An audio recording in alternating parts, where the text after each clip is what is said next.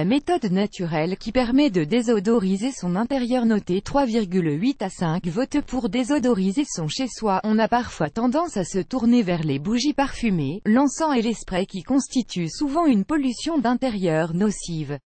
En effet, ils relâchent des composés organiques volatiles dans l'air qui peuvent s'avérer allergènes, agir comme des perturbateurs endocriniens ou même être cancérogènes. En plus, cela engendre des dépenses inutiles lorsque l'on apprend qu'il suffit de 3 fois rien pour un intérieur qui sent bon. C'est d'ailleurs ce que l'on va vous prouver une fois de plus dans cet article où l'on vous livre une méthode naturelle franchement géniale pour délivrer une belle odeur épicée et douce dans la maison.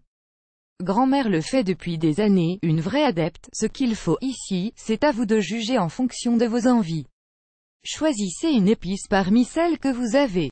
Voici quelques excellentes options, de l'anis ou de la cardamome pour leur parfum unique, de la cannelle pour sa chaleur inimitable et de l'écorce de vanille ou de la poudre pour pain d'épices pour leur senteur gourmande. Comme faire pour que les épices délivrent leur arôme, il convient de les faire chauffer.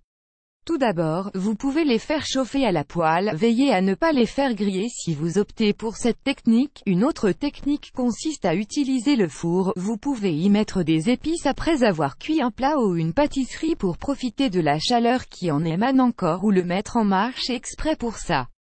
En tous les cas, veillez à laisser sa porte entrouverte pour que les odeurs puissent s'en échapper. Articles liés, odeurs de cuisine, de poubelle, 8 méthodes toutes bêtes pour un intérieur qui sent bon. Un désodorisant naturel avec 3 ingrédients seulement pour un intérieur qui sent bon. DIY, 6 désodorisants faits maison.